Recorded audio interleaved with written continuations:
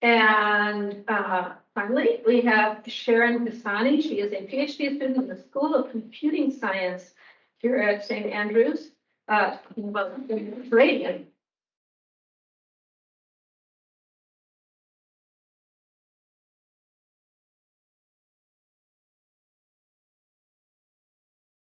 Hello, so I'm Sharon Pisani from the School of Computer Science, and I will be talking about the importance of preserving Mediterranean heritage in the face of climate change. I will start by giving an overview of climate change impacts on heritage.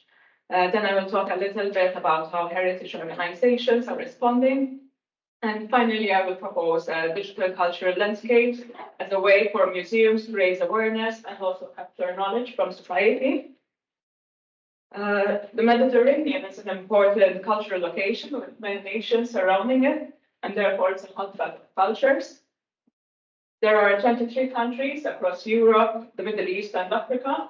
And honestly, this map doesn't do justice to the hundreds of islands that are in the Mediterranean, including my home, Malta, which is right in the center. It's 2 tiny dots.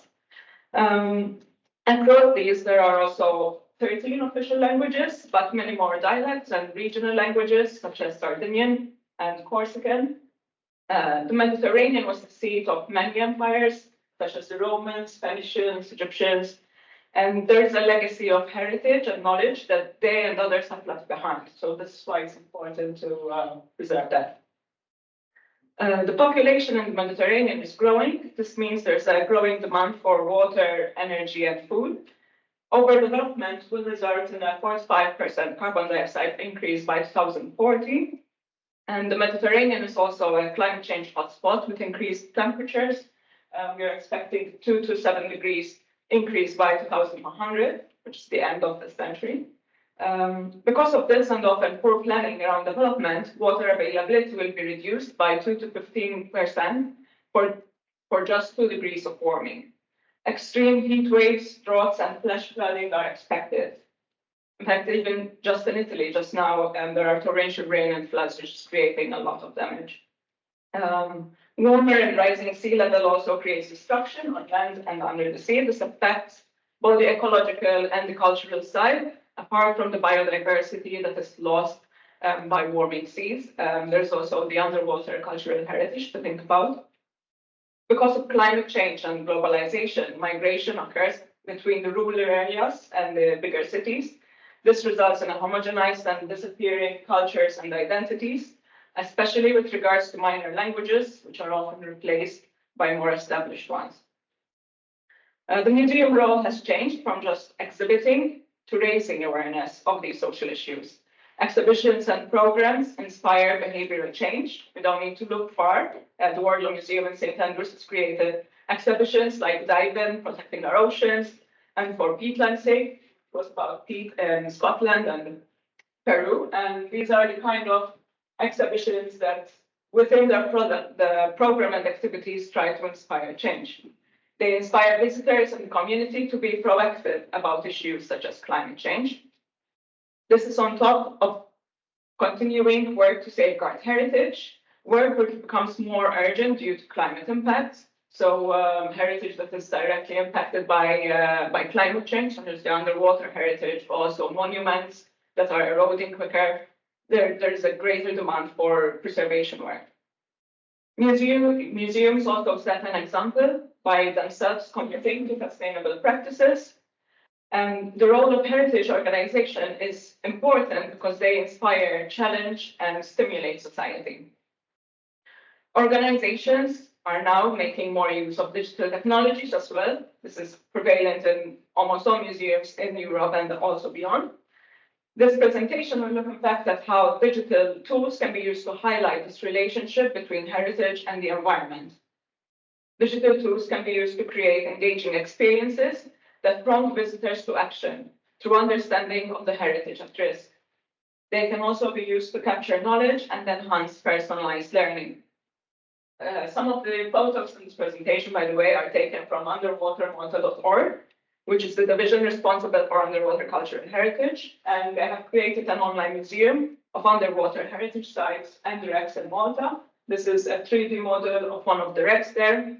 And it's a really good example of how digital tools have been used to increase access to otherwise quite inaccessible places like the bottom of the ocean. So what are digital cultural landscapes? It's a digital approach that presents a holistic representation of heritage. They can be created in gaming engines nowadays, which are very powerful and allow for personalized interaction and immersion through VR. Digital cultural landscapes would be beneficial in the Mediterranean setting by creating holistic digital representations of islands, coastal areas, and other places at risk, and capturing their heritage. But of course, it's a good tool to be used outside the Mediterranean as well. So what does it consist of? Firstly, the landscape is recreated on real-world geographical data that is important into the gaming engine. This is a good starting point and can show the past, present, or future of a landscape, highlighting different climate impacts. It's also interesting if you combine it with, for instance, plants, endemic plants, and just populating that landscape with real-life examples. Objects, monuments, and sites are then used to populate the landscape. On the screen, I am showing a landscape of North US, where we then created 3D objects to put into the scene, such as this butter churn here, which belongs to a community member in North US. They brought it in, and we also recorded stories about the butter churn. So basically, this is an item that belongs personally to this woman, but she told stories of how the butter churn was used by her mother to make butter. Obviously, something that we don't really think about because we don't make butter anymore. So additionally, music and stories such as this can be added. This can be in the form of background music or narration or even characters within the environment that pass down this knowledge. More intangible heritage can also be represented through the craft or traditional events that are highlighted in the scenes. So I don't know if anyone was in the session here earlier in this room, but it's a game of pilot. It would be really, really interesting to see experience in VR as well. So how can these representations be used? Because of the holistic nature of heritage capture, this approach lends itself well to education and learning. So on the left here, we have the North US cultural landscape where children could explore it freely. And on the right, we have something similar, but for Antarctica. This was done at an open day in the Discovery Point in Dundee.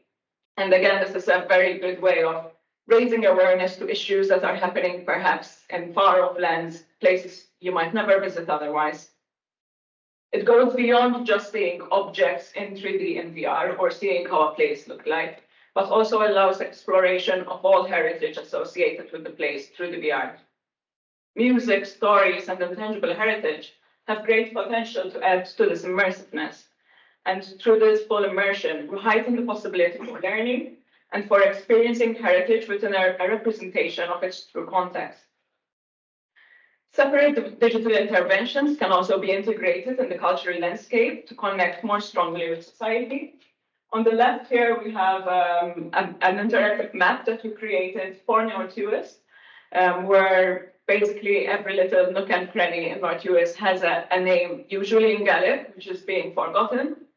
So this was an opportunity for the community members to add these places on the map and also record themselves saying stories or any information that they had about these places. On the right, then we have an application for climate action. So as you said, museums want to inspire this behavioral change, but how can we do it? And this is a way to both collect climate action that people are doing themselves and also to inspire others to do some of those climate actions. Having the digital cultural landscape in these different formats, so not only in VR, allows for more access outside the museum. Whilst knowledge can be collected to drive future changes and improvements to the digital cultural landscape, this makes it a living exhibit because we can continue to update the digital cultural landscape of the place, for instance, by including new place names and new localities that have been collected through the societal work. It can also influence policy, as it has the potential to be used by a very large number of societies. So apart from visitors to the museums, you can have these available on the web for more people to use. So just to conclude, The Mediterranean is a climate change hotspot, heritage needs to be preserved, and museums are encouraging societies to be proactive about climate change. Digital cultural landscapes offers an opportunity to digitize, preserve, and present heritage in a holistic way. It can also be used to raise awareness, and knowledge from citizens can be collected with practices passed down through generations in the form of characters, stories, narratives. I have a list of references here, but the full list is available in the materials of discussion as well. Thank you.